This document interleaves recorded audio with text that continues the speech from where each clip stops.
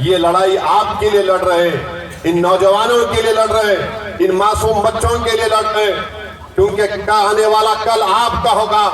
हमारी जिंदगी का भरोसा नहीं कि कब हमारी जिंदगी का समा गुल हो जाए, मगर ये लड़ाई तुम्हारे लिए लड़ी जा रही है ताकि आने वाले कल में तुम किसी की गुलामी ना कर सको।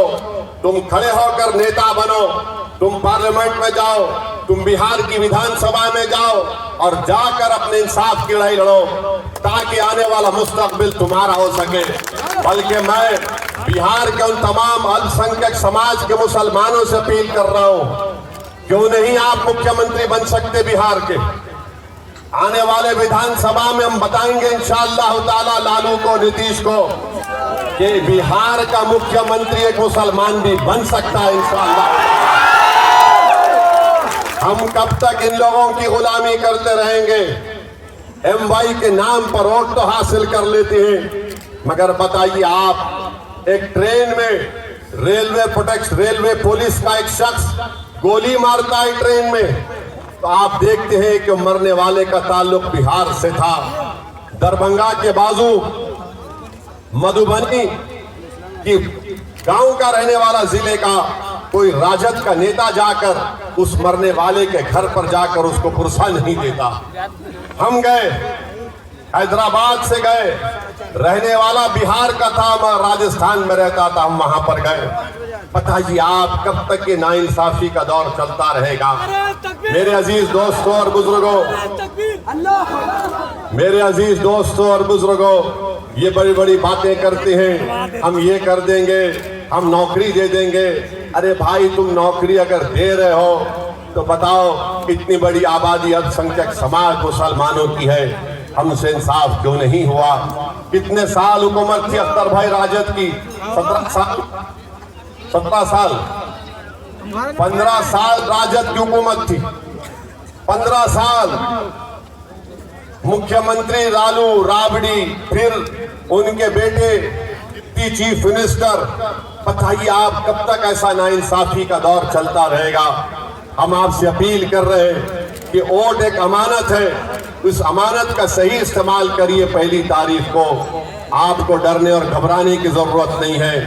जब यही राजद की सरकार थी, नीतीश मुख्यमंत्री थे, तो सीवान में एक 7 साल का मासूम बच्चे का नाम क्या था? 7 साल के सीवान का 7 साल का बच्चा है, 8 दिन जेल में रहता है और 8 दिन उसकी माँ जेल के बाहर खड़े रहती है कि पहले तो 7 साल के बच्चे को जेल में नहीं डाला जाता।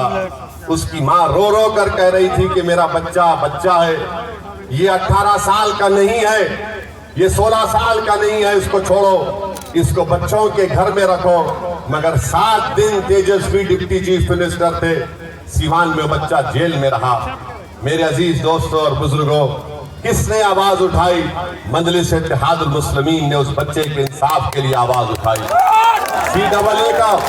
CAA का कानून जब पार्लियामेंट में मोदी की जालिम सरकार उठा रही थी, बना रही थी कानून, 300 बीजेपी के MP के सामने मजलिस के 2 MPओं ने 300 बीजेपी के MP के सामने कहा ये CAA का कानून संविधान के खिलाफ है, हम इसको नहीं मानते, ये काला कानून है। हमने उस बिल की कॉपी को मोदी और अमित शाह की आंखों के सामने फाड़ कर उसको फेंक दिया पार्लियामेंट। बताइए, आज मोदी कहते हैं, आज बीजेपी कहती है कि हम यूनिफॉर्म सिविल कोड लेकर आएंगे, यकसा सिविल कोड लेकर आएंगे। अपने दिल पर हाथ रखो, अपने दिमागों पर जोर डालकर अपने आप से सवाल करो कि अगर कल पार्लियामेंट में यकसा सिविल कोड या यूनिफॉर्म सिविल कोड का बिल लाया जाएगा तो क्या राजद का माले का कोई MP उठकर उसकी मुखालिफत कर पाएगा? कोई नहीं कर पाएगा। वो बोलेंगे नहीं ये छोड़ो, तुम्हारा कोई काम नहीं, हम देख लेंगे। मेरे भाई, आप ताकतवर हैं मगर आपको अपनी ताकत का अंदाजा नहीं है। इसीलिए मेरी आपसे अपील है कि आप मुत्तहिदा तौर पर अपने के वोट का इस्तेमाल करिए। और रहा सवाल हमारे प्रधानमंत्री का, मेरे भाई आप और हम सब लोग अपनी अम्मा के पेट से पैदा हुए ना, आप और हम सब, अम्मा ने हमको, अल्लाह ने हमको खून के खतरे से एक लुथड़ा बनाया। 9 महीने के बाद अम्मा ने हमको पेट से निकाला, हम पैदा हुए। ये वाहिद शख्स है प्रधानमंत्री जो कह रहा है कि मैं बायोलॉजिकली पैदा नहीं हुआ। माना हंसने की बात नहीं है, उन्होंने कहा ये बात को, उन्होंने कहा इस बात को कि मैं बायोलॉजिकली पैदा नहीं हुआ। अब आप बताइए, 130 करोड़ जनता का प्रधानमंत्री है और संविधान इनकी दफा 51 ये कहता है कि भारत के नागरिकों को अपने आप में एक साइंटिफिक टेम्परामेंट पैदा करना चाहिए, यानी एक साइंटिफिक सोच पैदा करनी चाहिए। प्रधानमंत्री कहते हैं कि मैं बायोलॉजिकली पैदा नहीं हुआ। पागल है मोदी, पागल है। अभी आपको समझाना चाह रहे हैं। 2014 में जब आए थे तो कहा था अच्छे दिन लेकर आऊंगा, कहा था ना। फिर कहा था कि भाइयों बहनों 15 लाख डालूंगा। फिर कहा था 2 करोड़ नौकरी दूंगा हर साल। 2014 हो गया, 2019 शुरू हुआ तो मोदी ने कहा मैं आपका चौकीदार, कहा था ना, मैं आपका चौकीदार हूं। फिर चुनाव हो गया तो कहा मैं आपका सेवक हूं, फिर कहा सेवक हूं। अब 24 आ गया तो कह रहे हैं कि मैं बायोलॉजिकली नहीं पैदा हुआ। पागल है मोदी। अब मोदी ये कह रहे हैं कि मुझे खुदा ने, शक्ति ने किसी मकसद के लिए पैदा किया है। अब वो दिन दूर नहीं है कि नरेंद्र मोदी कह देंगे कि मैं ही सब कुछ हूँ, मेरी पूजा करो। आप बताइए, नरेंद्र मोदी अगर ये कह रहे हैं कि ऊपर वाला एक शक्ति, एक मकसद के तहत उनको यहाँ पर पैदा किया है। मोदी जी, जब कोविड के 2 वेव हुए तो बिहार के नौजवान जब मुंबई से, दिल्ली से, हैदराबाद से, बेंगलुरु से पैदल चलकर आ रहे थे, तो क्या इसीलिए ऊपर वाले ने आपको प्रधानमंत्री बनाया था कि उनको तकलीफ पहुंचाए जाए? बताओ मोदी, जब आप कह रहे हैं कि आपको ऊपर वाले ने काम के लिए रख दिया, तो आपने पूरे देश को बंद कर दिया। 130 करोड़ जनता को नरेंद्र मोदी ने चंद घंटों की भी मोहलत नहीं दी और कहा कि भाइयों बहनों लॉकडाउन होगा, देश को बंद कर दिया मोदी ने। और मोदी कहते हैं कि मैं एक शक्ति है, मुझे किस खास काम के लिए भारत में यहाँ पर काम करने के लिए रखा गया। मोदी जी, आप अहंकार का शिकार हो चुके हैं, आप गुरूर में डूब कर बोल रहे हैं। याद रखो, भारत एक देश है और देश बड़ा है। नरेंद्र मोदी, तुम देश से बड़े कभी थे ना कभी रहोगे इंशाअल्लाह। मोदी जैसे 56 लोग आके चले जाएंगे मगर भारत रहेगा इंशाअल्लाह ताला। भारत किसी एक शख्स का मोहताज कभी नहीं था। नेहरू आए, प्रधानमंत्री बने तो नेहरू ने देश परेशान नहीं किया, देश की जनता ने नेहरू परेशान किया, उनको प्रधानमंत्री बनाया। इंदिरा गांधी प्रधानमंत्री बनी तो इंदिरा गांधी ने देश परेशान नहीं किया, इन देश के गरीबों ने उनको प्रधानमंत्री बनाया था। राजीव गांधी बने, सब बने, मोदी भी बने तो देश के गरीबों ने उनको प्रधानमंत्री बनाया। अब मोदी ये समझ लगे हैं कि मैं हूं तो भारत है, मैं नहीं है तो भारत नहीं है। मोदी जी, आप गलतफहमी का शिकार हैं। भारत बहुत बड़ा है। और मोदी जी, एक बात को सुन लीजिए, ये जमीन व आसमान को बनाने वाला खुदा है। आसमान, ये जो आसमान है मोदी जी, इसको शामियाना बनाने वाले का नाम खुदा है। बारिश को बरसाने वाला खुदा है, खाना खिलाने वाला खुदा है, सारी मखलूक को पैदा करने वाला खुदा है। मोदी जी, आप और हम सिर्फ एक खिलौना है खुदा के सामने। तो आप ज्यादा अहंकार में डूब कर जो मोदी जी बातें कर रहे हैं, आज उनका भाषण सुनिए आप बिहार में मोदी, बल्कि यहीं पर काराकाट में मोदी जी ने कह दिया क्या प्रधानमंत्री की जबान से मोदी ने कहा कि मुजरा निकल गया। एक वजीर आजम मुजरा बोलेगा अपनी जबान से? मोदी जी आप कैसे इस तरह की जबान इस्तेमाल कर रहे हैं? मुजरा कहते, मुजरा ना हो रहा है, नाच हो रहा है। देश के प्रधानमंत्री हैं आप, 130 करोड़ जनता के प्रधानमंत्री हैं, कुछ तो मर्यादा रखिए। आप वजीर आजम प्रधानमंत्री रहकर मुजरा कहेंगे?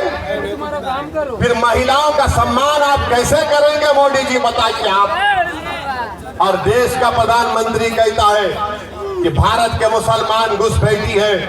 मोदी जी हम घुसपैठी नहीं है। याद रखो मोदी जी, जब देश की आजादी की लड़ाई बिहार में लड़ी जा रही थी उस वक्त तो लड़ने वाले आरएसएस के लोग नहीं थे, चड्डी पहनकर फिरने वाले, लड़ने वाले हमारे बुजुर्ग थे जो जेल की सजाओं को भुगते, अंग्रेजों की लाठियां अपने सर पर खाई, अपना सब कुछ कुर्बान किया और आज हमको घुसपैठी कहती है।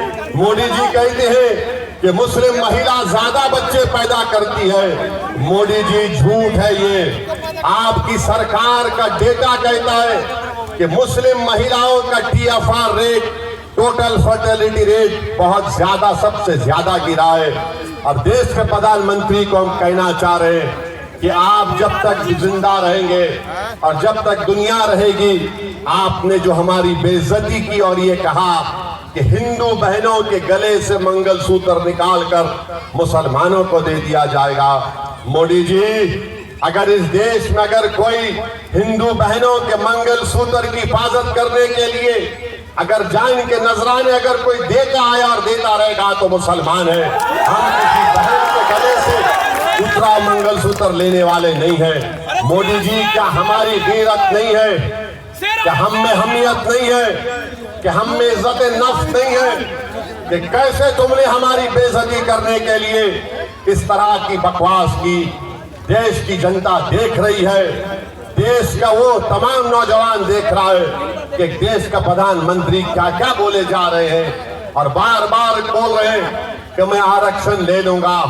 याद रखो, बिहार के युवाओं को मैं पैगाम दे रहा हूं, जिस तरह मोदी ने आर्मी, एयरफोर्स और नेवी में अग्निवीर की स्कीम को लाए, जिसमें लाकर मोदी ने कहा कि सिर्फ 4 साल की नौकरी रहेगी, उसके बाद तुमको छोड़ना पड़ेगा भारत की आर्मी को, नेवी को और एयरफोर्स को, और तुमको सिर्फ 10 लाख या कुछ पैसे दे दिए जाएंगे। वो नौजवान जो देश की आर्मी और एयरफोर्स में जाना अपने गांव के लिए एक बाइज़ इज्जत और फख्र महसूस करता था, मोदी ने उसको 4 साल कर दिए। सुनो बिहार के नौजवानों, सुनो उत्तर प्रदेश के युवाओं, सुनो भारत के युवाओं, अगर तीसरी मर्तबा मोदी देश का प्रधानमंत्री बनेंगे तो वो CRPF में, BSF में, रेलवे पुलिस में, ITBP में, SSSB में ये वही स्कीम को लागू करेंगे। जब देश की आर्मी में 4 साल मोदी ने ला दिए तो 4 चीज रोक सकती है मोदी को कि युवाओं से कह दो कि CRPF में तुम जाना चाहते हो, तुम BSF में जाना चाहते हो, SSB में जाना चाहते हो, रेलवे पुलिस में जाना चाहते हो, तो तुमको सिर्फ 4 साल की नौकरी मिलेगी, उसके बाद पेंशन नहीं मिलेगा। उसके बाद अगर तुम बीमार पड़ोगे तो गवर्नमेंट के खर्चे पर इलाज नहीं होगा। तुम्हारे रिटायरमेंट के बाद तुम्हारे बच्चों की शिक्षा का इंतजाम नहीं होगा। इसीलिए नौजवानों, युवाओं, मैं तुमसे अपील कर रहा हूं कि देख समझ कर अपने वोट का इस्तेमाल करो। अगर तुम बीजेपी का साथ दोगे तो तुम अपनी बर्बादी को दावत दे रहे हो। नौजवानों, अगर दोबारा तीसरी मर्तबा देश का प्रधानमंत्री मोदी बनेगा तो नौजवानों, तुम्हारा मुस्तकबिल खराब हो जाएगा, तुम्हारा कोई मुस्तकबिल नहीं होगा। क्या होगा देश में कि मस्जिद और मंदिर के नाम पर लड़ाया जाए, मस्जिद और मंदिर के नाम पर लड़ाया जाए और बीजेपी उस पर अपनी रोटी सेकते रहेगी और सत्ता को हासिल करते रहेगी। इस देश में सबसे बड़ा मुद्दा हिंदू मुसलमान नफरत से ज्यादा बेरोजगारी का है। महंगाई का है, बताओ क्या हो रहा है? ना रोजगार है, ना महंगाई कम हो रही है। और मोदी जी से आप बोलेंगे तो मोदी जी बोले, अगर आप जाकर पूछेंगे बीजेपी आरएसएस मोदी से कि ओवैसी ने अपने भाषण में कहा कि बेरोजगारी बहुत बड़ा मुद्दा है, तो मोदी बोलेंगे वो लाख डाल देंगे, लाख डाल देंगे, उसको लाख डाल देंगे। मोदी जी आपने 500 रुपए की नोट, 1000 रुपए की नोट जो गायब कर दी आपने, उसमें कई छोटे छोटे कारखाने हमेशा के लिए बंद हो गए, फैक्ट्रीज बंद हो चुकी हैं, मगर मोदी को उसकी लाख डालने की फिक्र नहीं है।